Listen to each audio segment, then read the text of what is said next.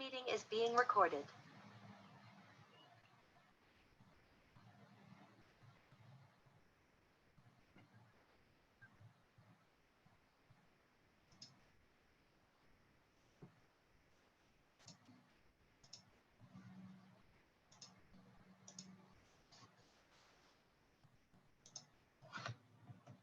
¿Se ve? Sí. Ya. Sean todos muy bienvenidos a esta nueva clase del estudio bíblico sobre primeros pasos de la fe cristiana de la Iglesia Cristiana Fuente de Restauración. Yo soy Benjamín y en esta nueva sesión vamos a comenzar una nueva unidad. Ya hemos revisado por completo la unidad de la oración y el creyente. Luego excursionamos un poco sobre algunas generalidades o principios básicos de la Biblia, de las Escrituras. Vimos qué era la Biblia, cómo es y cómo estudiarla. Y en esta sesión vamos a comenzar una nueva unidad bastante importante, que es la unidad de la redención, de la salvación, sobre todo en vínculo con el bautismo, para culminar o cerrar esta unidad. Para comenzar esta unidad, vamos a tocar el tema del pecado, porque es un hilo conductor o un punto crítico que nos va a llevar a los próximos pasos.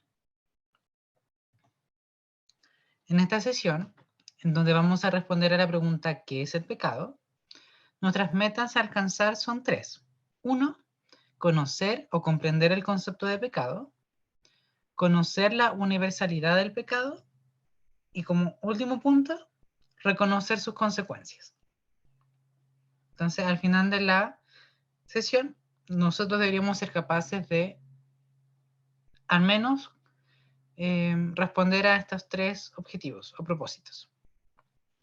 Para enlazar con la unidad anterior, que fue la Biblia o las Escrituras, y ver por qué nosotros tenemos que hablar o discutir de este tema el día de hoy, es porque la Biblia nos narra la historia del hombre que está en un estado de pecado y de rebelión contra Dios. Y también nos narra una segunda parte del plan de redención de Dios para llevar al ser humano de regreso a la comunión con Él. Si tuviéramos que sintetizar la Biblia, sería esta frase, donde en un principio, en el primer libro de la Biblia, Génesis, se nos cuenta la historia de los primeros 2 seres humanos que pisaron la tierra, Adán y Eva, que desacataron una orden de Dios de no comer el fruto de cierto árbol, y por haber cometido esa transgresión a la ley de Dios, fueron separados de Él y destinados a una vida de trabajo y dolor. Y después, si incursionamos en los demás libros de la Biblia, sigue la misma historia, donde el ser humano se encuentra en un estado de pecado. Ya en el Nuevo Testamento vemos a luz abierta el plan de Dios para rescatar al hombre de dicho problema, que es Jesús, quien murió para que el ser humano tenga redención y vuelva a tener comunión, una relación estrecha con Dios. A grandes rasgos. Entonces, ¿el pecado qué es? Es la depravación del ser humano. Si tuviéramos que definir el pecado, una definición más formal y sistemática, tomando varios pasajes de la Biblia, podríamos decir lo siguiente. 1, que el pecado es no conformarse a la ley moral de Dios, tanto en acciones, en actitudes o naturaleza. Y eso, en simples palabras, es no acatar o desobedecer la voluntad de Dios. Eso es cometer pecado, es cometer maldad, es desacatar las normas, los mandamientos que el Señor fijó. Y un punto a destacar en amarillo es que el pecado incluye diferentes elementos. 1, acciones concretas consumadas.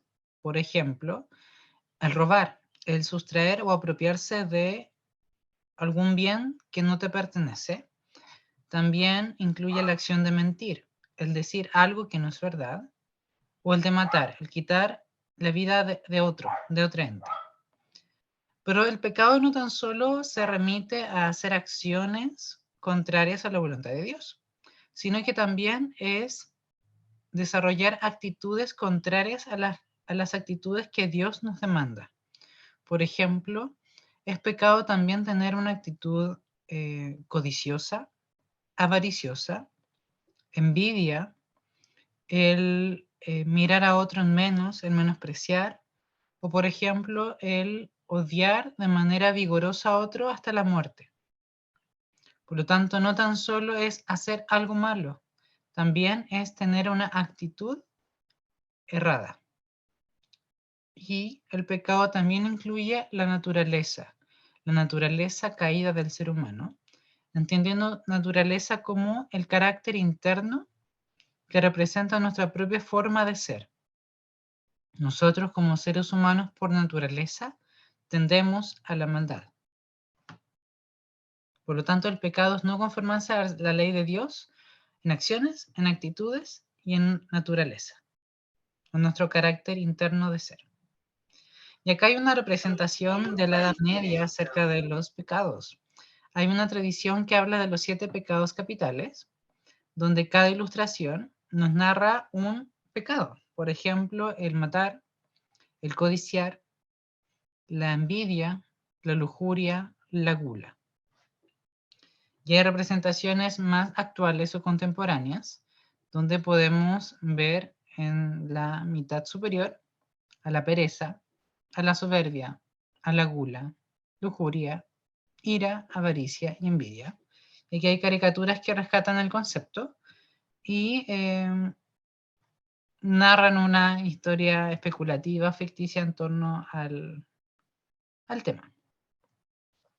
Ahora, si tuviéramos que utilizar una ilustración para comprender o dar a entender el concepto de pecado, yo ocuparía esta, que hay un blanco determinado y fijo, con un punto rojo en el centro, y hay dardos.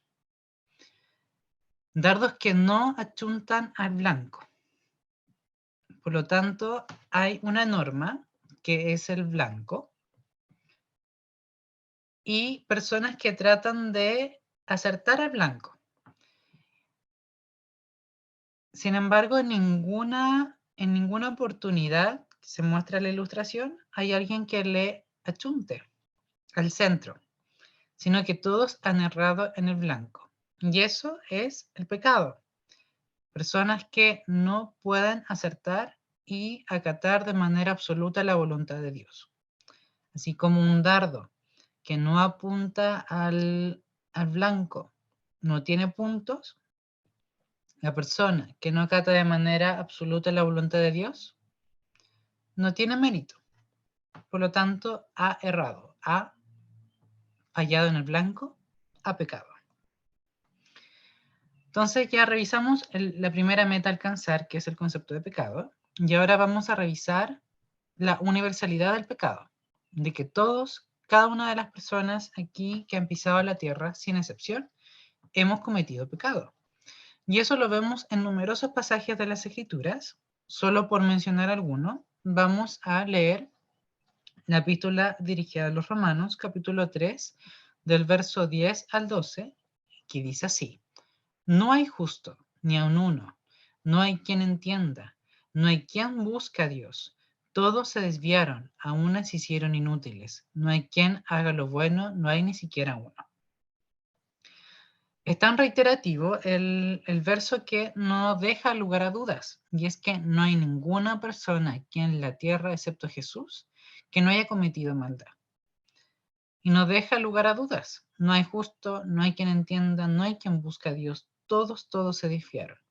Y eso es importante porque muchas veces alguien piensa que cierta persona es buena. Nosotros nos podemos imaginar una persona que dona su dinero a otros, que hace actos de piedad, visita las cárceles, a los enfermos, les da comida a personas en situación de calle, enseña a otros niños, los acoge, muestra amor, etcétera, etcétera, etcétera.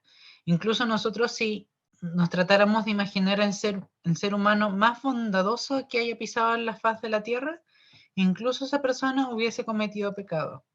Por lo tanto, debemos entender que cada uno de nosotros, yo, usted, todos, hemos fallado alguna ley de Dios. Y por lo tanto, aunque hayamos cometido un pecado, ya somos pecadores.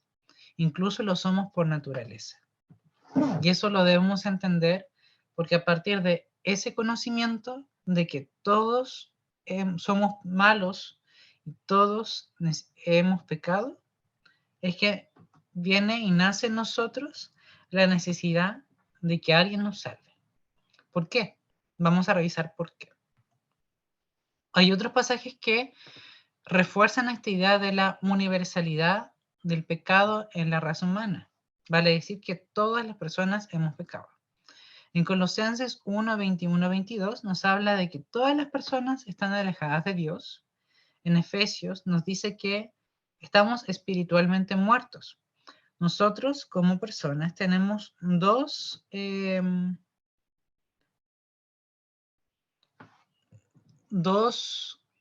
sustratos, uno material, que es el cuerpo, y otro espiritual o no tangible, ya sea entendido como espíritu o como alma.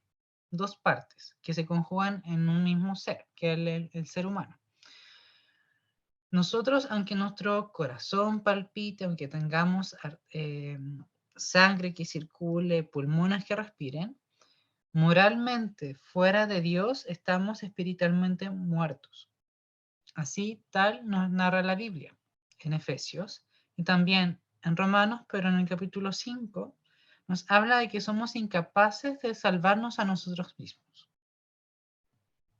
Ahora, en conclusión, todos somos pecadores ante Dios. Dios es un ser supremo, omnipotente, omnisciente, que es santo. ¿Qué quiere decir que es santo? Que es apartado de toda maldad. Y es todo lo contrario a la maldad.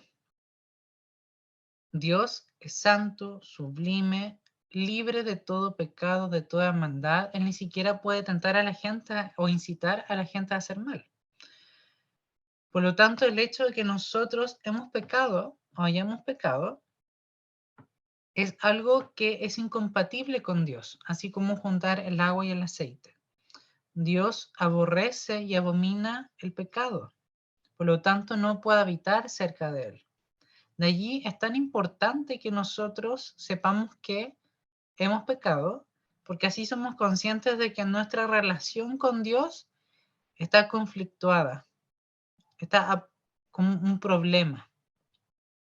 Hay una brecha entre nosotros creada por el pecado que nosotros mismos hemos cometido. El pecado es el problema más grande de la raza humana, pero Dios tiene una solución para dicho problema. Y aquí está la ilustración con que vamos a terminar la clase de hoy, de que Dios y nosotros, los seres humanos, en un inicio, en el jardín del Edén, donde vivía Adán y Eva, estaban comunicados, estaban en comunión, en una relación estrecha. Había un puente entre ellos y se podían comunicar cara a cara. Sin embargo, cuando la raza humana cometió pecado, nosotros hemos pecado, esa relación se cortó y se trazó un abismo entre nosotros y Dios, porque Dios es santo, contrario a toda la maldad. La aborrece de manera intensa porque su ser, porque su manera de ser, su esencia es así. Y nosotros hemos sido contaminados por el pecado. Y el pecado nos separa de Dios. Por lo tanto, ¿cómo volvemos a entretejer una comunión con alguien santo? Y es aquí donde aparece Jesús, que se traza como un puente entre nosotros, pecadores, y un Dios santo. Este tema de la salvación o de la expiación lo vamos a seguir viendo en la próxima clase, en la que vamos a responder a la pregunta ¿qué es la expiación? Hemos terminado por el día de hoy. Entonces, resumiendo, vimos qué es el pecado, el no ajustarse a la ley moral de Dios en acciones, actitudes o naturaleza. Vimos que todos los seres humanos hemos pecado, la afecta de manera universal a la raza humana, y que, ¿cuál es la relevancia de saber todo esto? De que debemos ser conscientes que nosotros, por nuestro pecado, por nuestra maldad, no podemos relacionarnos estrechamente o normalmente con Dios, porque Dios es santo, absolutamente apartada de toda maldad. Y aquí nace la necesidad de un Salvador, porque nosotros sí queremos estar con Dios, y Él sí nos ama. Por lo tanto, hay que ver de alguna manera de solucionar este abismo entre nosotros. Y aquí aparece la radiante figura de Jesucristo. Voy a dejar de compartir pantalla.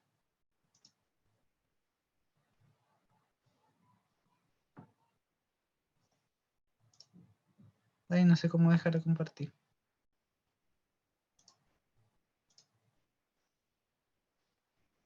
O dejé de compartir.